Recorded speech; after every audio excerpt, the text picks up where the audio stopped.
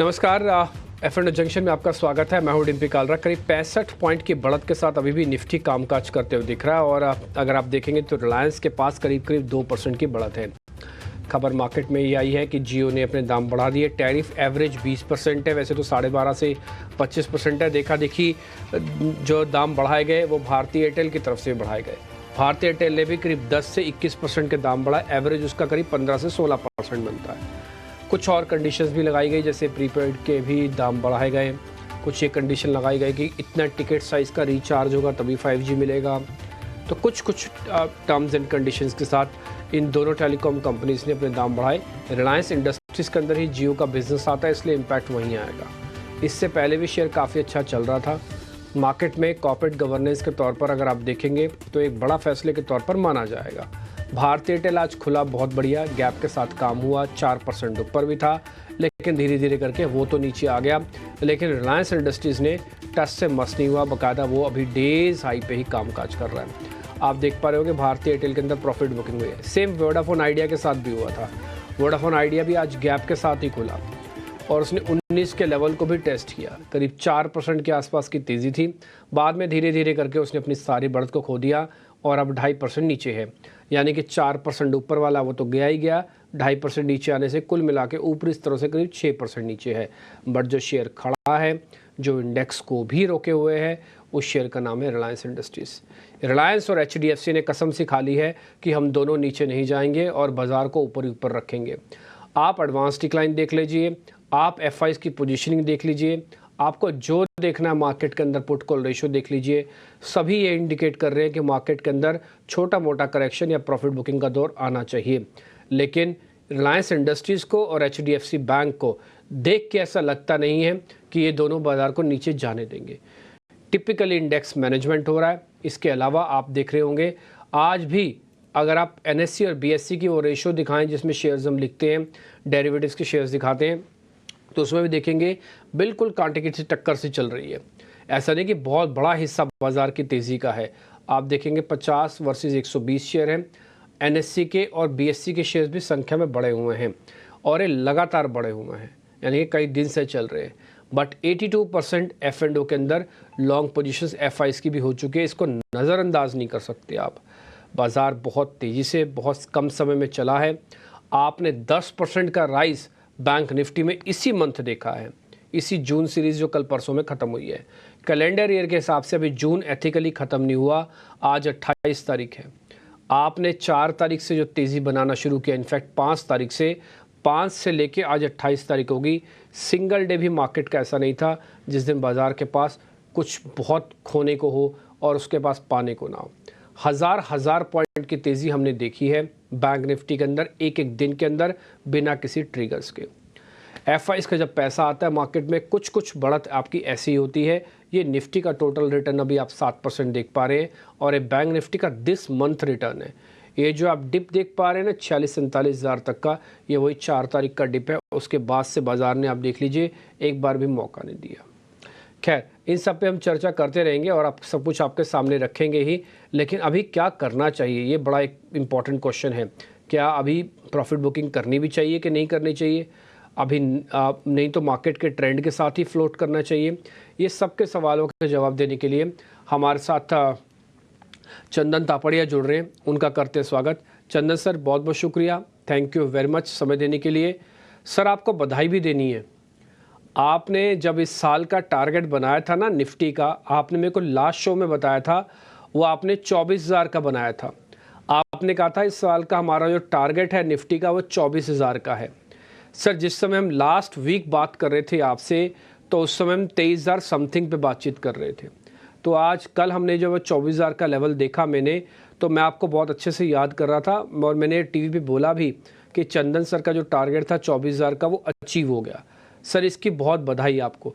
Sir, इसके ऊपर की कैलकुलेशन भी की है या इसके ऊपर की कैलकुलेशन भी आपको भी करनी पड़ रही है? हमें तो मार्केट बहुत मायनों में समझ थोड़ा कम आने लगा अभी। बहुत बहुत आभार। और बिल्कुल हमारा एक ही नारा था 24 में 24,000। बट अभी तो पूरा साल खत्म ही नहीं हुआ है और 2 क्वार्टर कंप्लीट हुए हैं और हम 24,000 पे आ चुके हैं। मुझे याद है 21,500 की कहानी है ये।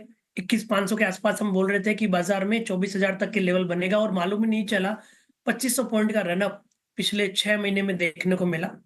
ओवरऑल आप देखोगे तो मार्केट एक राइजिंग चैनल में कामकाज कर रहा था और उस राइजिंग चैनल का अपर बैंड हमें कहीं न कहीं समझ में आ रहा था कि 24,000 के आसपास होगा। उसके अलावा मैं गेन फैन और गेन रिट्रेसमेंट की बात करूँ, तो वो भी टारगेट लगभग 24,000 के आसपास आ रहे थे। बट अब जब नए टारगेट है, वो हमारे कहीं न कहीं 24,800 के आसपास तक के आ रहे हैं। बट उससे पहले हो सकता है थोड़ा-सा कंसोलिडेटिव मूव बाजार में देखने को मिले। बाजार में थोड़ी-सी लीडरशिप चेंज होगी, थोड़े से सेक्टर चेंज होंगे। बट एज़ ऑफ नाउ हम सपोर्ट पे ज़्यादा ध्यान रखेंगे कि जब तक कोई सपोर्ट नहीं तोड़ता है, तब तक बाजार में आपको डरने या घबराने की ज़रूरत नहीं है। पहले जो बाजार का सपोर्ट था वो 23,300 था। इंडेक्स ने 23,350 का 4-5 दिन पहले बॉटम बनाया और वहाँ से रिकवरी देखी। उसके बाद जो सपोर्ट शिफ्ट होके आ रहा है, वो कहीं न कहीं 23,500 से 23,850 की तरफ आ रहा है। तो इसलिए हमारा ऐसा मानना है कि 23,850 एक इमीडिएट में सपोर्ट का काम करेगा और ये रैली ऊपर में 24,400 इमीडिएट बेसिस पे और 24,800 पोजिशनल बेसिस पे एक्सटेंड होने चाहिए। तो हमारे जो 24,000 के टारगेट थे, वो तो हासिल हो चुके हैं। अब क्वेश्चन ये रहेगा कि उसके ऊपर टिके रहे और धीरे-धीरे 24,800 से लेके 25,000 की तरफ बढ़े। बट इमीडिएट पॉइंट पे मैं 23,850 के सपोर्ट से बाय ऑन डिक्लाइन की रणनीति के साथ खरीदारी की सलाह देना चाहूँगा कि ऊपर में 24,400 तक के लक्ष्य आपको यहाँ पे बाजार में मिले और साथ ही आपको बहुत-बहुत आभार, धन्यवाद और सभी निवेशकों को बहुत-बहुत धन्यवाद जो इस बाजार की रैली में हिस्सा लेके पूरा उन्होंने फायदा उठाया है। बिल्कुल। तो ख़ैर ये अपने आप में काबिल तारीफ़ है, आपके लेवल्स भी पूरे हुए हैं, लेकिन अभी आप जो 24,400 के लेवल दे रहे हैं, ये भी बड़े इंटरेस्टिंग है, 23,850। देखिए, मार्केट में डिप की हर कोई वेट कर रहा है। शायद यही बड़ी वजह है कि डिप मार्केट के अंदर आ भी नहीं रहा। दूसरा, एफआईज़ का पैसा बहुत शार्प है, 82% पे आया हुआ है। तो एक बार वो भी पता कर लेते हैं, बैंक निफ्टी के लेवल्स भी। बैंक निफ्टी कल से दौड़ने की बजाय थोड़ा चलने लगा है, यानी कि थोड़ा उसका मोमेंटो धीरे हो गया है। अगर आज भी आप देखेंगे तो बैंक निफ्टी बकायदा अभी लाल निशान में है। हालांकि इसके लिए 26 पॉइंट कुछ नहीं होते हैं, ये एक टिक देगा तो 26 पॉइंट दिखा देगा ऊपर, है ना। लेकिन फिर भी इसकी स्पीड दौड़ने से थोड़ी चलने में कन्वर्ट हुई है। आज सुबह भी मैंने आपको नोटिस करवाया था। चंदन सर, बैंक निफ्टी पे आपके लेवल्स क्या हैं? बिल्कुल, बैंक निफ्टी पे लेवल बताऊँ डिम्पी जी, उससे पहले मैं एक इंडिकेटर की बात कर रहा हूँ, जो हम लगातार पिछले 2 साल से डिस्कस कर रहे हैं और ये इंडिकेटर अभी कुछ दिन पहले भी मैंने आपके साथ चर्चा में लेके आया था कि एफआईएस का जो लॉन्ग शॉर्ट रेशियो है, जब भी 10-12% के आसपास आता है, मार्केट वहाँ से बॉटम बन जाता है और नई रैली दिखाता है। और आपको बताऊँगा इलेक्शन से 1-2 दिन पहले ये रेशियो लगभग 12% के आसपास आया था और अभी वो रेशियो 80% के आसपास आ चुका है और पिछले 3 सालों से 6 बार ये रेशियो 12-13% आता है और वहाँ से बाजार वन साइड चल जाता है। तो वो भी एक लॉजिक था और एफआईएस का लॉन्ग शॉर्ट रेशियो आप ट्रैक करते होंगे, वो 12-13% से अभी 82% आ चुका है। तो वो एक रीज़न और भी है जिसकी वजह से हम बाजार में लगातार पॉजिटिव व्यू ले रहे थे। उसके अलावा लास्ट टाइम आपने रिक्वेस्ट किया था कि आप दर्शकों के साथ अपना अनुभव साझा करें, सिखाने में भी आप भागीदारी निभाएँ। तो फ्राइडे को हमने आपके साथ में एफएनओ पाठशाला पे शो किया था। तो दर्शकों से ये भी निवेदन है कि आपने यदि नहीं देखा है तो ईटी नाउ स्वदेश के यूट्यूब में जाके और या फिर ट्विटर हैंडल में जाके उस शो को देखें। अब हम बैंक निफ्टी की बात कर रहे हैं, तो बैंक निफ्टी ने काफ़ी अच्छा परफॉर्मेंस किया। बैंक निफ्टी आप देखोगे लगभग 9% की बढ़त इस महीने में देखने को मिली है। रोल ओवर बैंक निफ्टी के 71% है। रोल ओवर थोड़े से कम है क्योंकि निफ्टी के 77% है। But come roll over bank Nifty के इसलिए भी है क्योंकि बैंक निफ्टी में जब 50,000 के ऊपर मूवमेंट आया, तब शॉर्ट कवरिंग आई थी तो काफ़ी ओपन इंटरेस्ट पोज़ीशन वहाँ पे घटा भी था। तो 71% रोल ओवर मेरा मानना है कि सही है। लॉन्ग की पोज़ीशन कैरी भी हुई है, शॉर्ट कटे भी हैं। हमारा ऐसा मानना है कि जब तक 52,000 52,250 के ऊपर होल्ड करे, ये रैली ऊपर में 53,500 से लेके 54,000 तक एक्सटेंड होनी चाहिए बैंक निफ्टी में। तो पिछले कुछ दिनों में बैंकिंग प्राइवेट नेम ने काफ़ी अच्छा परफ़ॉर्म किया। अब पीएसयू भी थोड़ा सपोर्ट करेंगे। हल्का-सा कंसोलिडेशन हो सकता है, बट जब तक 52,000 52,250 होल्ड करते हैं, हमारा मानना है 53,500 54,000 तक के टारगेट यहाँ पे बनने चाहिए। ठीक है, तो आप ये कह रहे हैं कि ज़्यादा बड़ी गिरावट नहीं है, लेकिन 52,250 तक एक बार अगर मार्केट आके टेस्ट करता है तो फिर ठीक है, ये एक स्टॉप लॉस का एरिया होगा और अगर चलता है तो वापस 53,500 हो सकता है। 53,000 के ऊपर हमने कई बार मार्केट को आज और कल में वापस से आते हुए देखा है। हल्की हल्की प्रॉफिट बुकिंग आ रही है। मैं इसको एक्चुअली अगर आप मेरे से बोलेंगे ना प्रॉफिट बुकिंग है, तो मेरे को तो कई बार हंसी भी आती है कि क्या प्रॉफिट बुकिंग है। अगर आप 2-2 3-3 हज़ार बैंक निफ्टी, अच्छा 47,000 से चला है और जिस एफआईएस के नंबर सर अभी आपको बता रहे हैं ना, वो करीब 13 तारीख को, 3 तारीख को थे, 4 तारीख को रिजल्ट आए। उससे पहले एक ही दिन में एफआईएस ने अपनी 34% की होल्डिंग्स थी घटाकर सीधा 13% कर दी थी। और उसके बाद 4 तारीख के हमने नंबर्स देखे जब बैंक निफ्टी करीब 5,000 पॉइंट तक नीचे आ गया था ऑलमोस्ट रफ में। उसके बाद से उसने कभी पीछे मुड़ के नहीं देखा। वो 47,000 वाला वापस से 52,200 पार करने के बाद 700-800 पॉइंट और तेज़ हुआ जहां से हम टूटे थे। तो मार्केट ने न केवल रिकवरी दिखाई बल्कि रिकवरी के ऊपर तेज़ी भी दिखाई। थोड़ा आराम से काम कीजिएगा। इसमें कोई दो राय नहीं है कि एफआईज लेड रैली है ये, इसमें कोई दो राय नहीं है कि चर्निंग भी हो रही है। और एक और चीज़, F&O की पाठशाला को मिस ना कीजिएगा। यूट्यूब पे पड़ी हुई है, चंदन सर ने बहुत अच्छे से सब चीज़ों को नोटिस करवाया है। आप उस F&O की पाठशाला का ज़रूर फ़ायदा उठाइएगा। अगर आप F&O का सीख गए, आप कहने को तो सिर्फ 200 शेयर हैं लेकिन मार्केट का 90% वॉल्यूम F&O से आता है। तो अगर कुछ भी सीख गए उसके अंदर से आपके बहुत काम आएगा। आगे बढ़े चंदन सर, इंडाइसिस पे तो होगी बात पूरी, अब जरा शेयर्स पे आ जाते हैं। ताज़ा खरीदारी वाले शेयर जब आपके स्क्रीन पर आएंगे।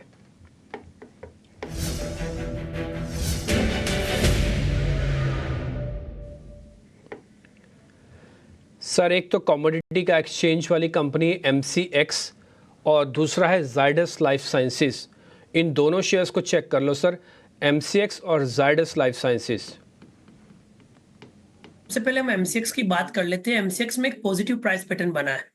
MCX में कंसर्न खाली ये होता है कि तेजी के बाद सडनली डिप आता है, वापस उस डिप में रिकवरी आती है, तो थोड़ा सा वोलेटाइल स्विंग्स यहाँ पे रहता है। बट ओवरऑल यहाँ पे आप देखोगे तो रोलओवर्स भी बेटर थे और ओपन इंटरेस्ट एडिशंस भी यहाँ पे देखने को मिलने चाहिए। अच्छी बात यह है कि पिछले लगभग 10 दिनों से ये 50 डे एक्सपोनेंशियल मूविंग एवरेज को होल्ड करके 3715 3725 को बेस बना रहा है और अब हायर बेस है वो कहीं ना कहीं 3880 पे बन रहा है। तो 3880 के सपोर्ट से आपको लगभग 4150-4200 तक के टारगेट MCX में बनने चाहिए।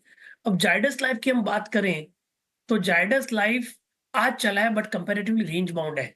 मेरे हिसाब से एक दिन का और फॉलोअप चाहिए। एक दिन का और फॉलोअप आया तो यहाँ पे बड़ा मूवमेंट बन सकता है। अच्छी बात यह है कि सिलेक्टिव फार्मा काउंटर्स में बाइंग इंटरेस्ट आ रहा है, तो यहाँ पे जो सपोर्ट रहेगा वो इमीडिएट में 1060 के आसपास रहेगा। 1060 के सपोर्ट से यहाँ पे लगभग 1120 तक के अपसाइड बन रहे हैं।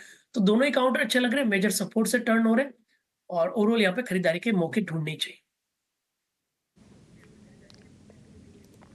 ठीक है, तो दोनों पे लेवल्स आपको मिल गए होंगे, जायडस लाइफ साइंसेस पे भी और MCX पे भी। दोनों के स्क्रीन पर आप लेवल्स अच्छे से नोट कर लीजिएगा। जहाँ भी ट्रेड बनता है वहाँ पे ट्रेड लीजिए। और एक और चीज़, अगर आप इंडाइसिस पे ट्रेड लेके बैठे हैं या फिर लेके रखे हुए हैं तो शेयर्स को भी चेक कर सकते हैं। मेरा ऐसा मानना है कि इंडाइसिस के मुकाबले अब शेयर्स के अंदर अगर प्रॉफिट बनेगा थोड़ा ज़्यादा बनेगा। इंडाइसिस एक्चुअली में बड़े शेयर्स का एक मिरर इमेज होता है कि बड़े शेयर्स के अंदर पोजीशनिंग कैसे बन रही है टॉप 50 काउंटर्स में। उसमें भी एक और लेयर लगती है, वो है वेटेज की, कि भाई टॉप 50 काउंटर्स तो ले लिए लेकिन सबकी वेटेज बराबर नहीं है ना। तो पहले 5 शेयर निकालो, उस 50 के भी 5 निकाले तो उन 5 में बहुत बड़ा हिस्सा पैसे आया है एफआईज का। एफआईज भी आया और उनका पैसा भी वहीं आया। तो इसलिए मार्केट अलग तरीके से आपको दिख रहा है बट अंदर खाने आपको अलग तरीके से थोड़ा दिखेगा। जैसे पिछले 4-5 दिन से मिड कैप और स्मॉल कैप में तेज़ी नहीं है, लेकिन अगर आप इंडाइसिस का ब्रॉडर इमेज देखोगे तो वहाँ पे अलग रहे। तो स्टॉक्स का चुनाव अच्छे से करो। MCX जायडस लाइफ साइंसेस पे चंदन सर ने आपको रिकमेंडेशन दे दी। आते हैं शॉर्ट कवरिंग पे, पेट्रोनेट LNG और एक IOC Indian oil corporation. Sir एक बार चंदन सर इस दोनों शेयर्स को भी आप चेक कर लेना, पेट्रोनेट LNG और IOC। बिल्कुल, सबसे पहले मैं पेट्रोनेट LNG की बात करूं तो यहाँ पे पॉजिटिव प्राइस पैटर्न बन रहा है और इनफैक्ट आप देख रहे हो selective oil gas energy counters पे पॉजिटिव मूवमेंट है। आज IGL MGL इन सब में भी मूवमेंट है और पेट्रोनेट जिस हिसाब से प्राइस पैटर्न बना है लगभग 40-42 दिनों के कंसोलिडेशन ब्रेकआउट के आसपास आया है। मैं यहाँ पे ऑब्जर्व कर रहा हूँ कि 325 327 एक ऐसा जोन है जहाँ पे 5-6 बार आ चुका है और हर बार फेलियर मूवमेंट होता है और अब की बार हायर बेस के साथ ये ब्रेकआउट हो रहा है। तो मेरे हिसाब से पेट्रोनेट LNG का ये ब्रेकआउट अब कामयाब होना चाहिए। आपका 320 का सपोर्ट सफिशिएंट है इस रैली को एक्सटेंड देखने के लिए। 320 के सपोर्ट से 340 345 तक के लेवल आपको पेट्रोनेट में मिलने चाहिए। अब हम IOC की बात करें तो ऑयल मार्केटिंग कंपनीज थोड़े से वोलेटाइल रहते हैं बट IOC में भी हल्का सा रिकवरी बना है। यदि आप कंपेयर करोगे तो मैं IOC छोड़ सकता हूँ, पेट्रोनेट पे ज्यादा भरोसा रहेगा। बट यदि किसी को ट्रेड करना है तो यहाँ पे 162 के सपोर्ट से ट्रेड कर सकते हैं। ठीक है, पेट्रोनेट LNG भी हो गया और साथ ही IOC अगर आप छोड़ना चाहें तो एक बार उसको भी छोड़ सकते हैं। तो जी ये सभी लेवल्स जो भी हम शेयर्स आपके सामने, देखो मैं इसमें कोई वैल्यू एडिशन नहीं करता, जो सर आपके सामने बोल देते हैं लेवल्स, रणनीति भी बता देते हैं, आपको अपनी कन्विक्शन भी दिखा देते हैं। तो तीनों चीज़ों में उनका बहुत अच्छा स्टाइल है अपनी बात रखने का, इसलिए मेरे को कोई खास वैल्यू एडिशन नहीं करना पड़ता। आप खुद से समझ जाते होंगे कि अच्छा किसको लेके वो ज़्यादा बुलिश है, किसको लेके उनका ठीक ठीक मानना है, और आपको सचेत भी करते हैं, अपडेट भी देते हैं। मैं आपको बताऊं, आज 19 रुपये का जब टारगेट वोडाफोन आइडिया का लगा, तब भी मैं चंदन सर आपको याद कर रहा था, क्योंकि आपने नए टारगेट दिए हुए 22 का। हालांकि आज थोड़ी प्रॉफिट बुकिंग हुई है वहाँ से, और ये लाजमी भी है ऊपर नीचे होना इसका, है ना। आपको ध्यान है लास्ट टाइम आप जुड़े थे, मैंने आपसे एक बाटा नाम की कंपनी के बारे में पता किया था, वो टूटा नहीं बल्कि चला। आज तो बाकायदा वो शेयर 2.5% ऊपर है। तो एक बार लगे हाथ एक बार वो भी देख ही लेना सर, बाटा इंडिया और कितना चल सकता है, फिर मैं ब्रेक लूंगा, फिर मंदी वाले शेयर्स भी चेक करने हैं सर। बिल्कुल। तो सबसे पहले मैं आइडिया की बात करता हूँ। आइडिया बिल्कुल कन्विक्शन था, और डिम्पी जी आपका भी आभार जो बार बार अपने दर्शकों के सामने हमारे व्यू को कन्विक्शन के साथ पेश किया। मुझे याद है 12-13 से हम लगातार 18 और 22 के लेवल की बात कर रहे थे। लास्ट टाइम भी आपने बोला और मेरा कन्विक्शन था। हाँ, जरूर 19 के आसपास थोड़ी बहुत मुनाफा वसूली हुई है, बट इतनी मुनाफा वसूली तो लाजमी है। ओवरऑल स्ट्रक्चर पॉजिटिव है। यदि आपने 12-13 में लिया है और यदि अभी खड़े हो तो भी आपको 50% रिटर्न बन रहा है, थोड़ा बहुत पोजीशन निकलना है तो निकल सकते हो। बट ओवरऑल मेरा ऐसा मानना है कि जब तक 15.5-16 के ऊपर टिका हुआ है, अभी भी 21 और 22 के टारगेट यहाँ पे आइडिया में बनने चाहिए। बट अच्छी बात है कि अभी भी हम अच्छे खासे मुनाफे में इस काउंटर में बैठे हैं। 12-13 वाला काउंटर 19 के आसपास गया है। अब हम आइडिया की बाटा की बात करें, सो बाटा की हमने बात की थी कि बाटा में स्ट्रेंथ नहीं है बट वीकनेस खत्म हुई है, क्योंकि ये काउंटर कंपैरेटिव परफॉर्म नहीं कर रहा था। हल्का सा यहाँ पे ट्रिगर चाहिए था जो यहाँ पे शॉर्ट कवरिंग के मुंह को देख ले। ओके, एक अच्छी बात मैं आपको बताऊंगा, मैंने यहाँ पे सीजनलिटी के डेटा पे स्टडी किया है, और मैं रिलेटिव रोटेशन और सीजनलिटी को काफी अच्छे से स्टडी कर रहा हूँ। सीजनलिटी के हिसाब से हाई प्रोबेबिलिटी रहती है कि जुलाई के महीने में बाटा परफॉर्म करता है। रीजन चाहे कोई भी हो, चाहे नए स्कूल्स खुले या फिर आपका रेनी वेदर हो, बट बाटा यूजुअली जुलाई के महीने में परफॉर्म करता है। ओके, अब हम टेक्निकली बात करें तो यहाँ पे एक पोल एंड फ्लिक का ब्रेकआउट हुआ है। मल्टीपल सपोर्ट 1435 के आसपास बने हैं। हर्डल 1500 के आसपास है। 1500 निकलते तो नई तेजी हो जाएगी, तो पॉजिटिव बायस रहेगा। हमारा ऐसा मानना है कि कोई भी हल्का फुल्का डिप आए 1430 के सपोर्ट से बाटा लेना चाहिए। पहला टारगेट 1505 होगा। 1505 होगा तो सीधा 1600 के नए टारगेट यहाँ पे आपको दिखेंगे। ठीक है सर, डन। तो हमने ये लेवल्स भी नोट कर लिए आपके लिए, पहले 1505 फिर 1600 तक के टारगेट से। सेलेक्टिव स्टॉक्स पे हम चर्चा कर रहे हैं। जी वाले शेयर्स की चर्चा की थी, थोड़े मंदी वाले शेयर्स भी चेक कर लेते हैं, अगर कहीं पे कोई ट्रेड मिलेगा तो वो आपके सामने होगा। जरा लेके आइए फ्रेश शॉर्ट्स वाले शेयर्स।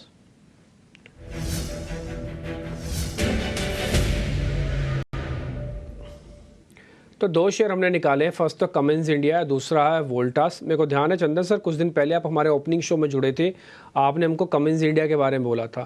फिर उसी दिन ही मैंने बैक टू बैक आपसे सीमेंस के बारे में पूछा था। उस दिन कमिंस इंडिया बहुत बढ़िया चला। आज हल्की हल्की शॉर्टिंग खुली है इसके अंदर, 2-2.5% शेयर नीचे है, वोल्टास भी 1.5% नीचे है। सर जरा दोनों शेयर्स को चेक कर लो आप प्लीज़। देखिए, सबसे पहले मैं क्यूमेंस की बात करूं तो कैपिटल गुड्स में हम नेगेटिव व्यू नहीं रख रहे हैं।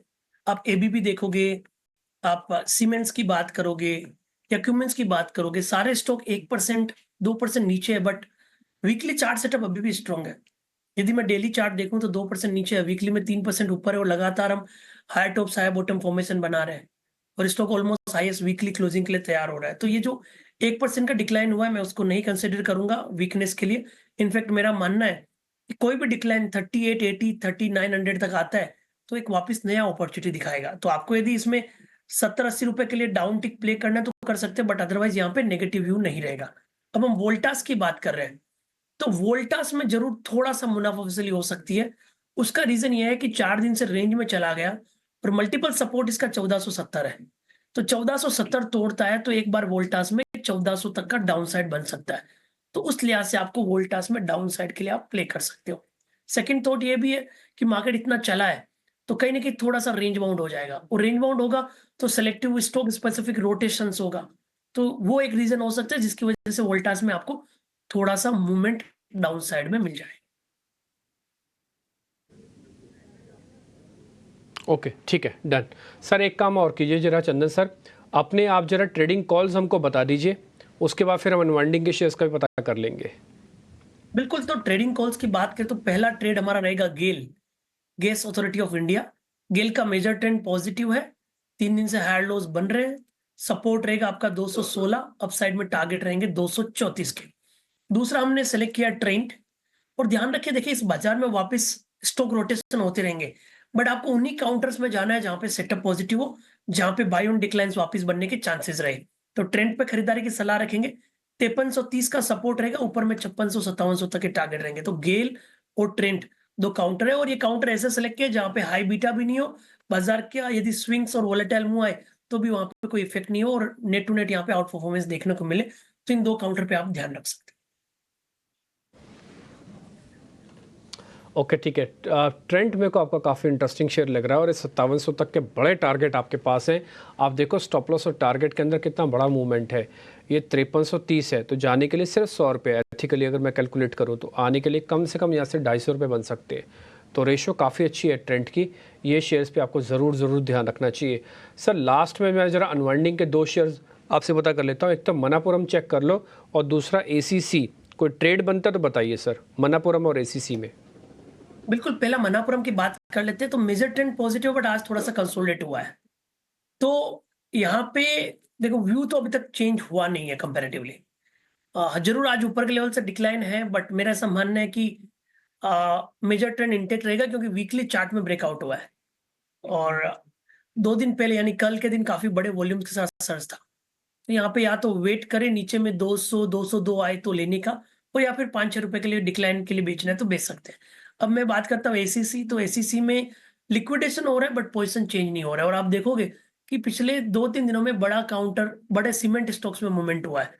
चाहे आप ग्रासिम्स की बात करें, इंडिया सीमेंट की बात करें, तो यदि उसको भी मैं कंपेयर करता हूँ तो मेरे को ACC नहीं डाउन साइड समझ में आ रहा है। तो मैं तो इन दोनों ही काउंटर को या तो अवॉइड करूंगा, और या फिर आप खरीदारी मत करो, ऐसा बोलना चाहूँ। Okay, done sir. ठीक है सर, आपसे हमने बहुत सारे शेयर्स ले लिए। अमूमन वैसे मैं इतने शेयर्स लेता नहीं, क्योंकि मार्केट के अंदर मेरे को भी लग रहा है कि थोड़ा खिंचाव है। और आज आप देखो बैंक निफ्टी अब करीब 200 पॉइंट नीचे आ चुका है, और निफ्टी भी अभी थोड़ी देर पहले लाल निशान में मेरे को दिखा। और मैं तो काफ़ी दिनों बाद निफ्टी को लाल निशान में देख पा रहा हूँ, मैं आपको फ्रेंकली बताऊँ। तो देखते हैं क्या होता है, आगे चलते हैं। आज फ्राइडे का सेशन है, टिपिकली थोड़ा साइडवेज हो रहा है, और कुछ नहीं, अभी क्रैक तो आया ही नहीं। क्रैक तो सपोर्ट टूटने के बाद आएंगे, अभी तो सपोर्ट ही नहीं टूट रहा है, अभी तो सपोर्ट पे ही हम खड़े हुए हैं। ठीक है चंदन सर, बहुत बहुत शुक्रिया, थैंक यू वेरी मच समय निकालने के लिए, बहुत शुक्रिया। फिलहाल इस कार्यक्रम से भी इतना ही, नमस्कार।